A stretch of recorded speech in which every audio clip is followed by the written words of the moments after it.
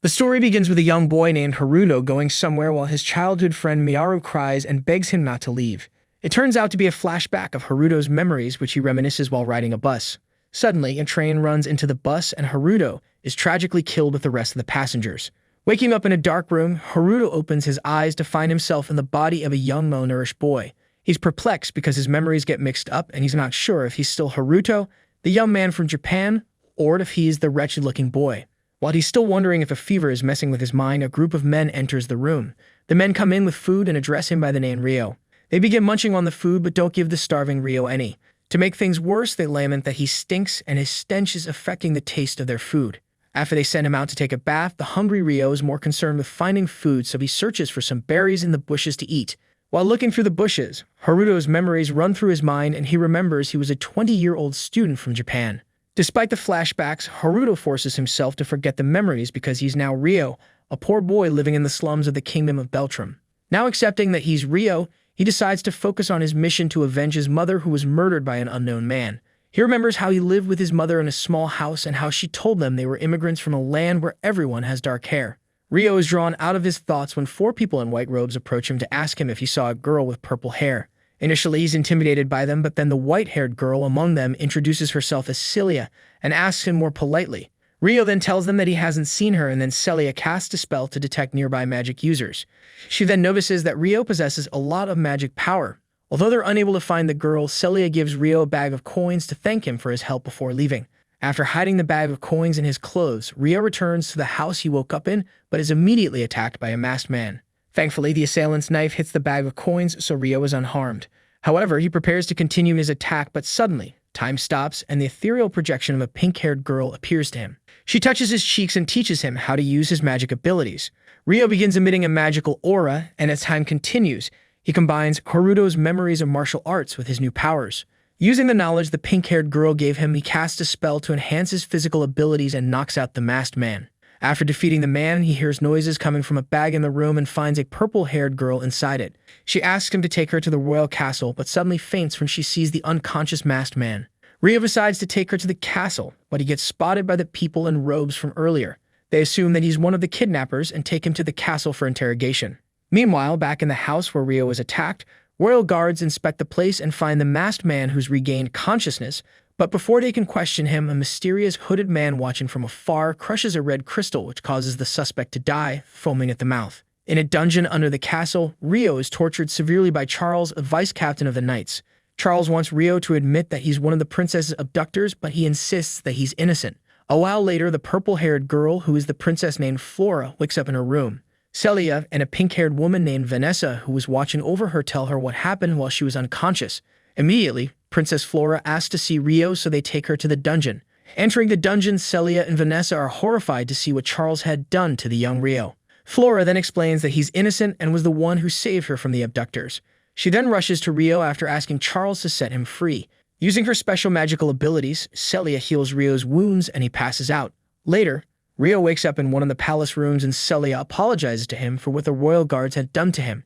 She also tells him that the king would like to thank him for saving Princess Flora.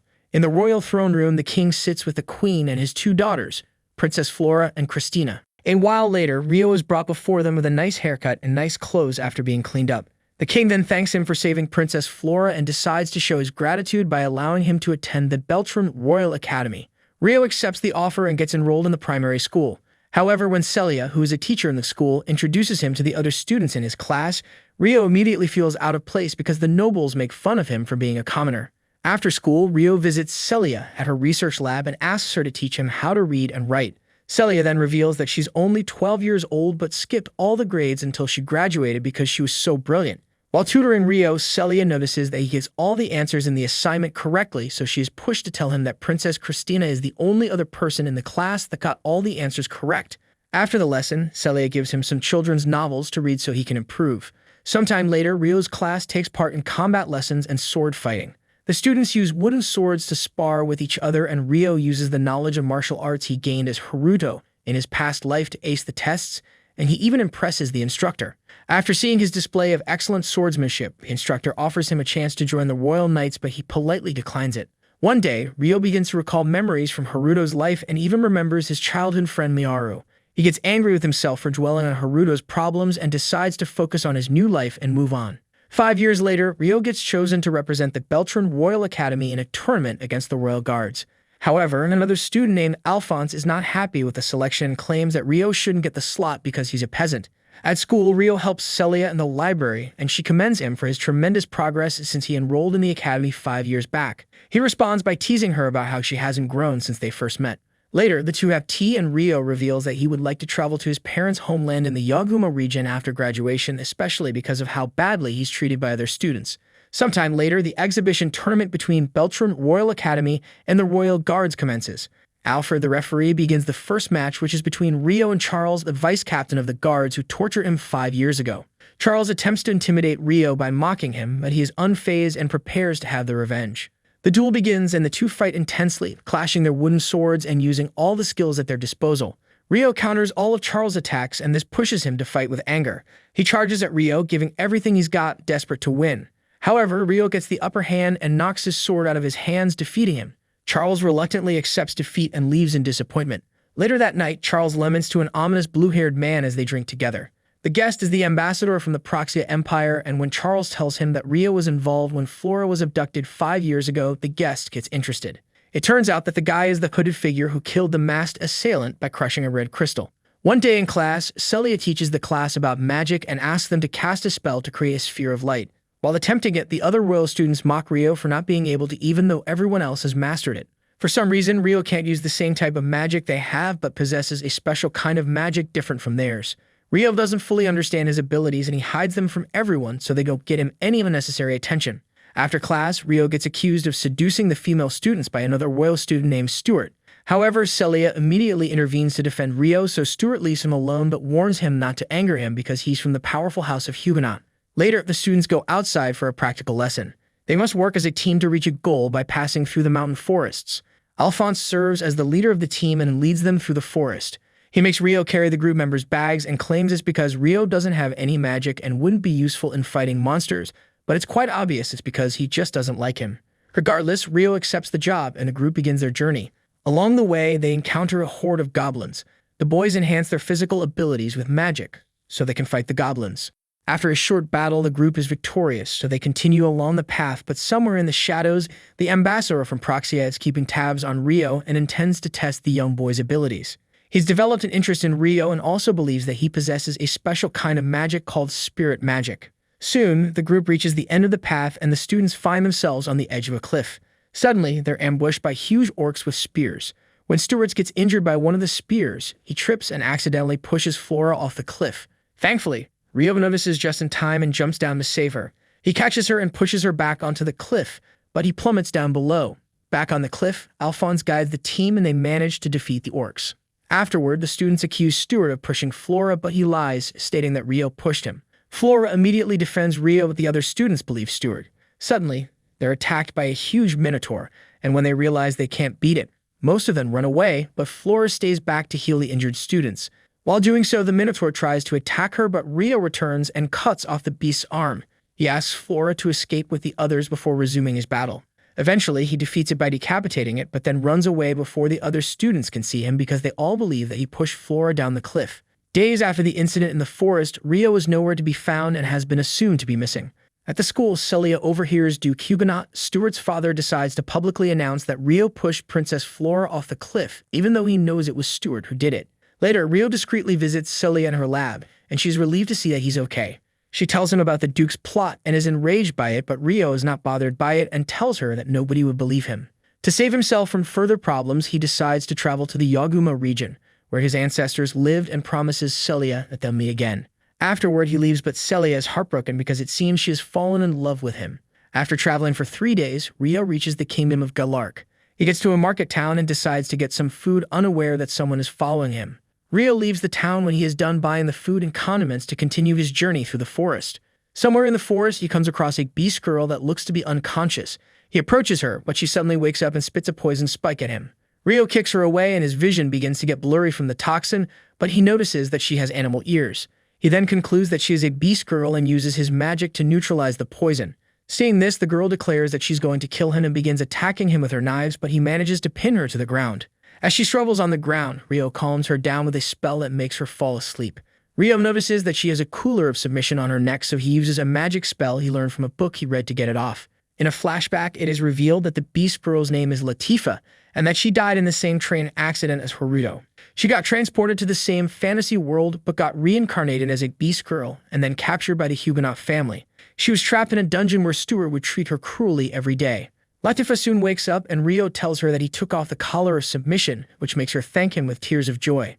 She explains that she doesn't know anything about her master except Stuart's name. Rio immediately concludes that it's the same Stuart from the Royal Academy, and that Latifa was sent to kill him by the House of Huguenot. After Latifa tells him she will try to kill him anymore, he sets her free from her restraints, but she asks to follow him on his journey since he's also headed east, which leads to a place called the Wilderness, where beast people and demi-humans live together in peace. Rio agrees, and the two continue the journey on which they have dangerous adventures. One night, Latifa starts talking in her sleep about her parents in Tokyo.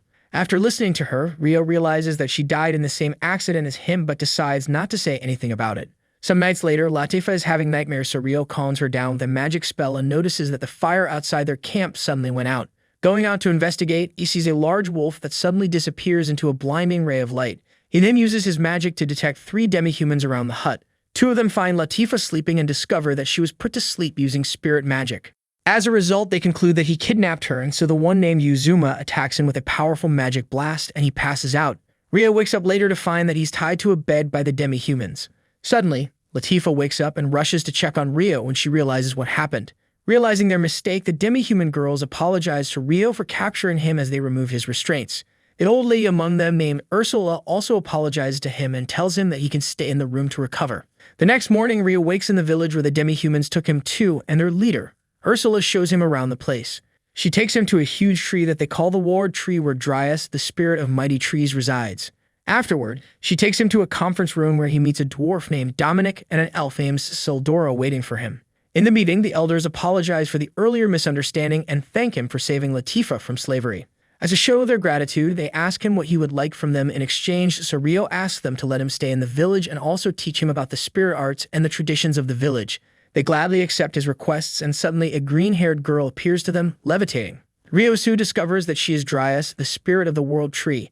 Dryas senses a spirit inside Rio and presumes that he made a contract with it. However, Rio doesn't remember anything of that sort, but then Dryas touches his face and confirms that he has an insane amount of magical energy inside him. She then tells him that he has that much power because there is a spirit sleeping inside him. Later, Orphea takes Rio to a house where Latifa and the other demi-human girls are waiting for him. They all have dinner together, and afterward, a cat girl named Sarah tells Rio and Latifa that they'll be staying with her, Orphea, and another demi-human girl named Alma. As time goes on, the people of the village teach Rio the spirit arts and combat while getting more familiar with them and helping them with everyday tasks. Elsewhere, the ambassador from Proxia, whose name is revealed to be Reese, rides a griffin with a blonde-haired young man to the entrance of a cave. Getting there, Reese goes into the cave while the young man waits outside. A short while later, Reese emerges from the cave with a huge wyvern egg and hands it to the young man. The two then continue their journey with the egg, riding their griffin.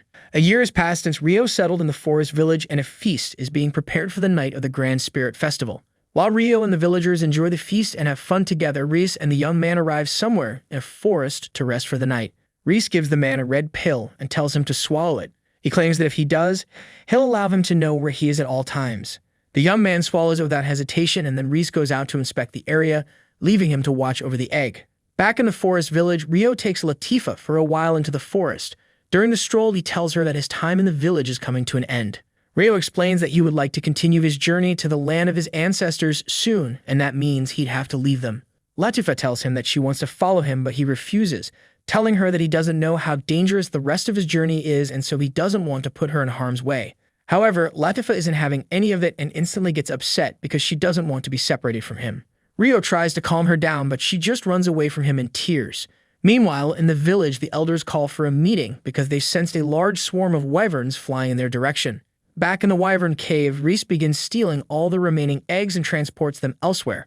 While flying in the air, the demi-humans spot the blonde boy somewhere in the forests and decide to investigate. They approach him so they can find out what he's doing there, but he gets intimidated by them and escapes on the griffin. As he flies away, the wyverns suddenly start chasing after him, and Sarah notices that they're headed in the direction of the village.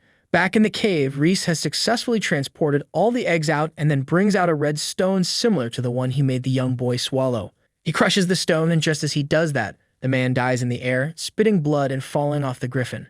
Still flying in the air, Sarah summons a spirit wolf and Alma rides it. Meanwhile, on the ground, heartbroken Latifa is wandering through the forest, and suddenly, the wyvern egg that the young man dropped falls to the ground and breaks right in front of her. Following the egg, the largest wyvern lands before Latifa, who is now extremely terrified. The enraged beast attempts to kill Latifa with a massive fireball from its mouth, but Alma arrives to save her. She then summons a large lion spirit that joins the wolf to attack the wyvern. Despite their strongest attacks, the lion and wolf are unable to defeat the wyvern, so Latifa distracts it so anicap attack it. However, she gets trapped, and just when she's about to be attacked by the giant beast, Rio appears and saves her. After flying her to safety, Rio uses his magic to enhance his powers and takes on the wyvern with nothing but fists and feet. The wyvern then attempts to unleash a powerful fiery attack on Rio, but he counters it by conjuring a large ball of energy which he shoots into its mouth, killing it. With the largest wyvern defeated, the others retreat, and the demi-humans are all astonished by how easily Rio killed the most powerful wyvern. The next day, Latifa finally accepts that Rio is leaving, so she reveals that she was once a human in Japan, but died and reincarnated into this fantasy world. Rio already knew this, but just tells her that he too was reincarnated into the realm. Sometime later, Rio bids farewell to the elders and villagers. As a parting gift, Dominic gives him a mithril sword to channel his spirit magic and a black suit of armor made from wyvern skin. The elves give him potions and medicines, while the beast people give him food and supplies. Finally, Sildora gives him a magical storage device that he can use to keep all his gifts during his travels. Rio thanks them all and promises to return to save them if they ever need his help before saying his final heartfelt goodbye to Latifa and leaving. 2 weeks after arriving in the Yagumo region, Rio still hasn't found any information about his parents. Sometime later, he arrives in the village of Karasuki, where he is directed to the chief, who is an old woman named Yuba.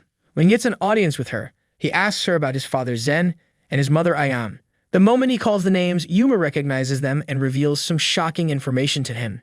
It turns out that Yuba is Rio's grandmother, Zen's mother, and she proves it to him when she takes him to the graves built for his parents.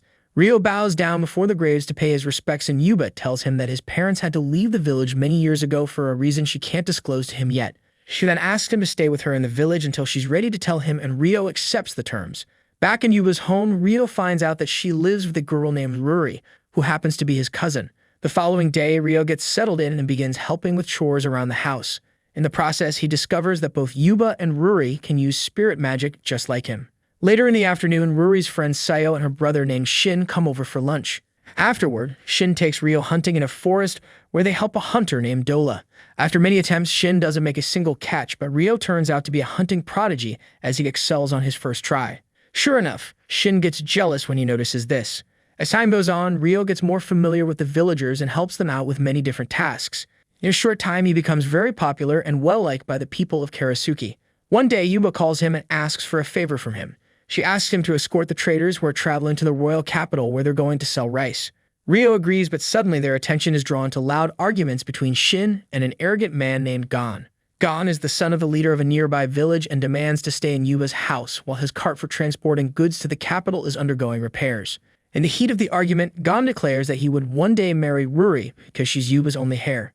This statement pushes Shin to lose it and attack Gon. He swings a punch at Gon, but unfortunately, his efforts prove futile because he's quickly overpowered by the big guy. Gon subdues Shin and grabs him by the neck, choking him. However, before Gon can do any serious damage to Shin, Yuba arrives and breaks up the very one-sided fight. The elderly leader decides to disregard the incident, assuming it was a misunderstanding, and allows Gon to stay in a guest house until his cart is repaired. To keep her safe from Gon, Yuba allows Sayo to stay in her house. Later that night, Rio meets with Ruri and gives her a red stone. He tells her it's a protective amulet and asks her to keep it in a corner of her room. Elsewhere in the guest house, Gon hangs out with his slacker friends while drinking. They chat, and it turns out that the cart wasn't damaged by accident. They had intentionally broken it so that they would have an excuse to stay in Karasuki village while plotting a wicked scheme. The following day, a man arrives riding a horse. The man appears to be very kind and introduces himself as a tax examiner named Hayat. Along with 2 of his helpers, Hayat examines the villagers' crops, and afterward, Yuba hosts him in her house where he has dinner. Later that night, Gon sneaks into Ruri and Sayo's room. While the girls are sleeping, he attempts to execute his nefarious plan but stops when he sees Rio entering the room. Rio had sensed his presence in the building thanks to the protective amulet he gave Ruri earlier. Without hesitation, Rio grabs Gon and gives him a serious beating, and it's not just because he invaded the girl's room. Unfortunately for Gon, he also reminds Ryo of the man who killed his mother, and so he has even more motivation to pummel him mercilessly. Ryo punches Gon so hard that he almost kills him, but Hayat arrives in the room just in time to stop him. While using his magic to heal Gon's severe injuries, Hayat assures Ryo that he'll take the invader to a prison camp the next day. After that, Ryo goes outside to spend time alone, and as he gets lost in thought, he realizes how he completely forgot about his mission to avenge his mother. He thinks about how his life changed drastically ever since Haruto's memories and personality got mixed up with his, and how he could have killed Gon, but Haruto suppressed his darker thoughts. The next day, Ryo apologizes to everyone for his violent behavior the previous night, but instead of getting scolded, everyone thanks him for saving the girls who were in a very vulnerable position.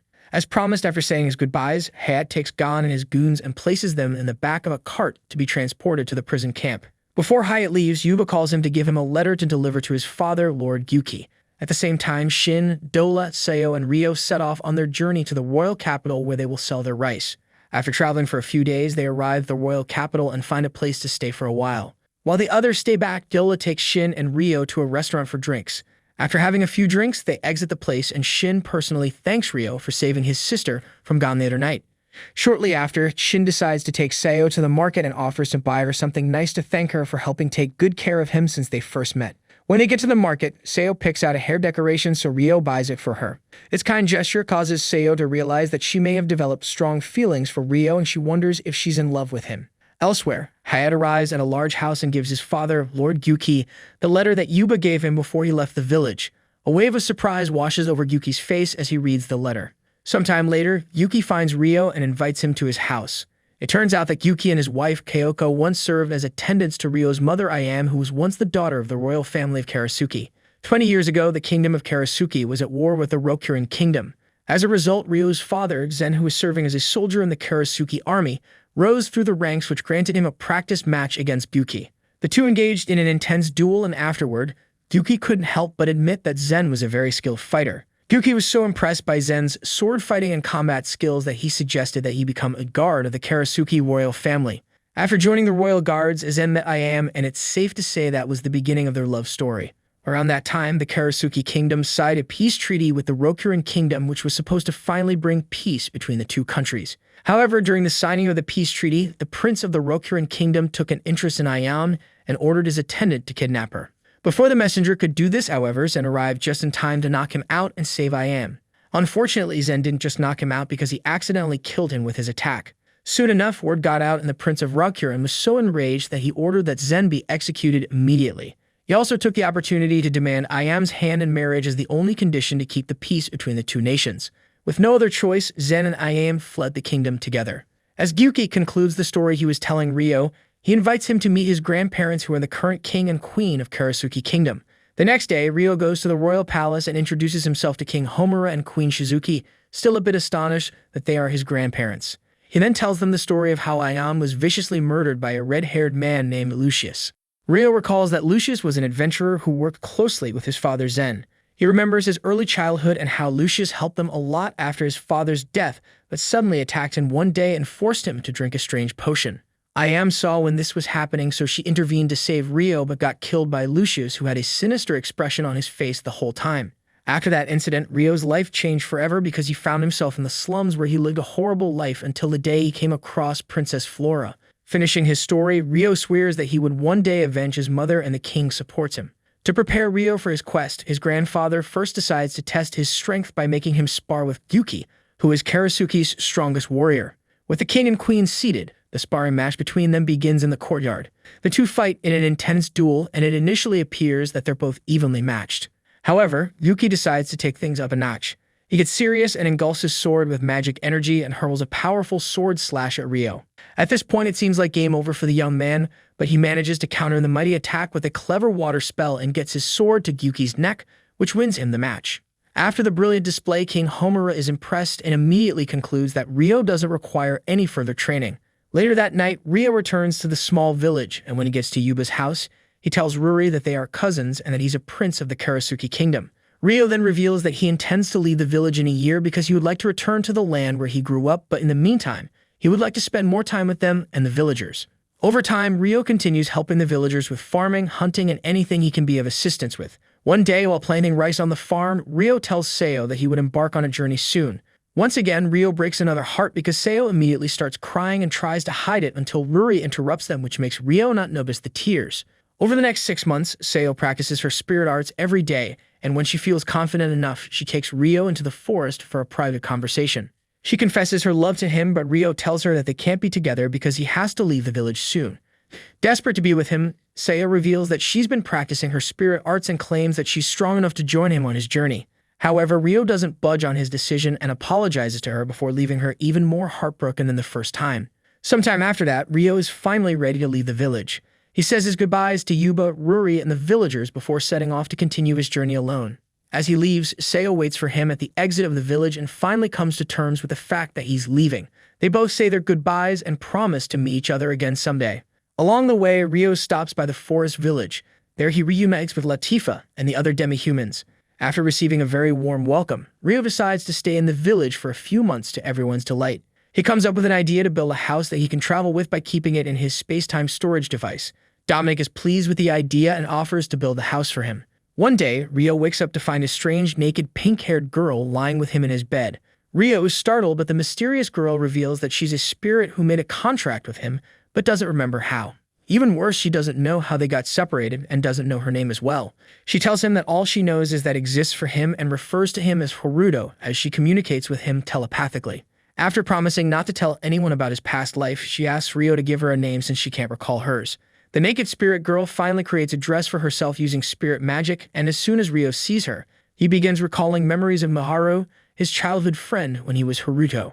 Suddenly, Ryo comes up with the name Asia, which means beautiful springtime in the beast people's language. She accepts the name and then Ryo takes her to Dryas, but the tree spirit has no idea why Asia lost her memories. Asia chimes in, revealing that she is excellent in all elements of spirit magic, which is extremely rare. To understand just how powerful Asia is, Ryo decides to fight her. During the fight, Ryo uses all the skills and magical attacks he can come up with, but in the end, it appears that they're equally matched because she manages to counter every one of his attacks and mirrors his fighting techniques. After the fight, Dryas decides to teach Asia everything about spirits. Days pass after that, and Asia gets used to life in the forest village. When Dominic finally completes Ryo's house, so Ryo reveals that he would be leaving the village in 2 days. Once again, before he leaves, the elders give him gifts, and this time, Ursula gives him a teleportation device so he can return to the village easily whenever he wants. Sildura gives him earrings that he can use to change his hair color and disguise himself. After bidding everyone farewell, Ryo departs with Asia. Before returning to the land where he grew up, Ryo takes a detour and decides to visit Celia in the kingdom of Beltrum. Arriving in the capital of the kingdom, Ryo changes the color of his hair so that nobody recognizes him. Now maintaining a low profile with his disguise, he and Asia go to a bakery.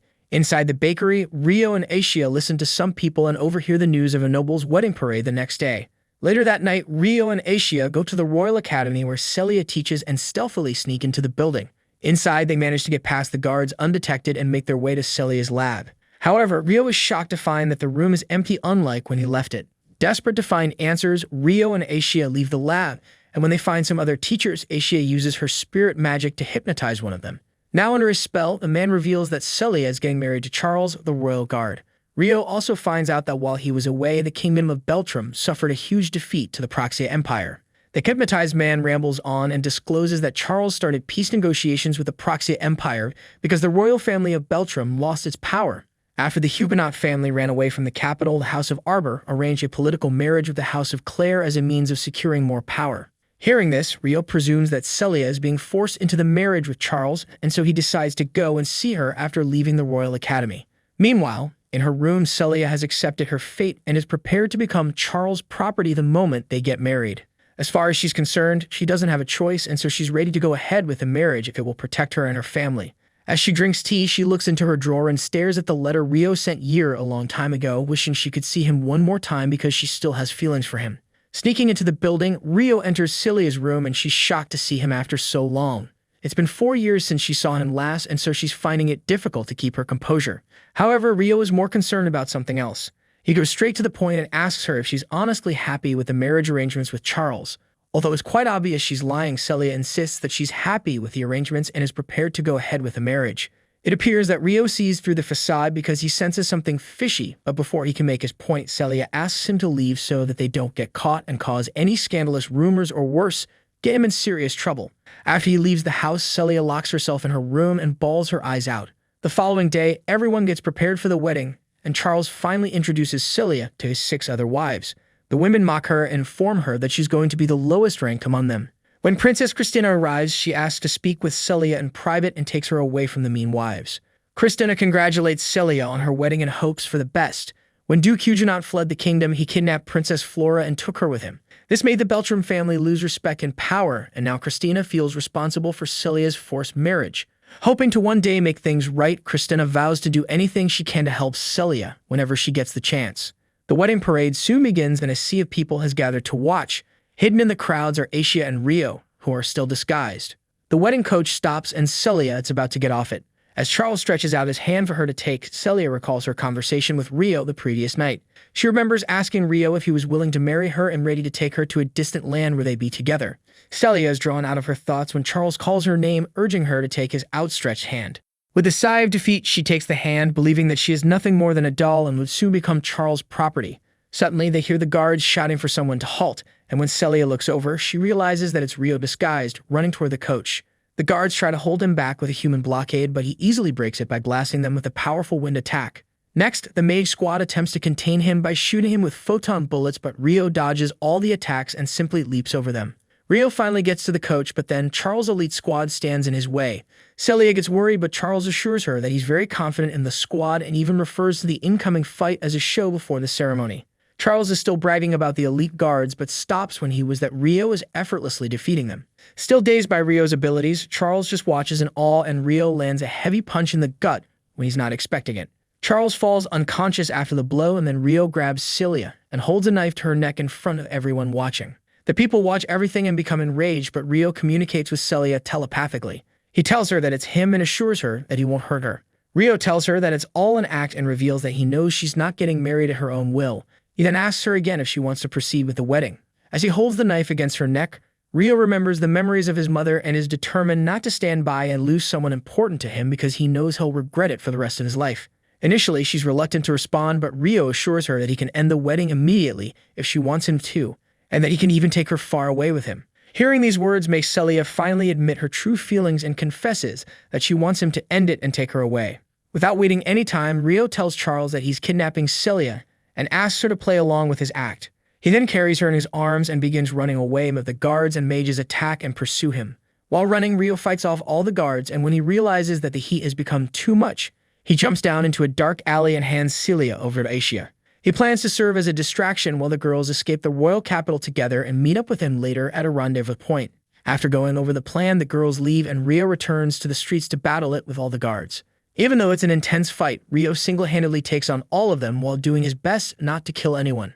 When it becomes clear that he's too powerful for the average guard, Alfred, the strongest knight in the kingdom, emerges from the crowds wielding a mighty sword.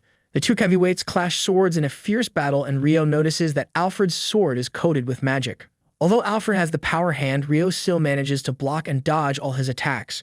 Alfred attempts to end the fight quickly by casting a spell on his sword, which he uses to power up his sword before unleashing a devastating attack on Rio. When the dust settles, Rio is nowhere to be found, so Alfred orders his men to search for him. Meanwhile, outside the capital, Rio meets up with the girls at the arranged location and Celia thanks him for saving her. A thunderstorm is brewing and suddenly, huge beams of magical light running from the sky down to the ground start appearing all over the land.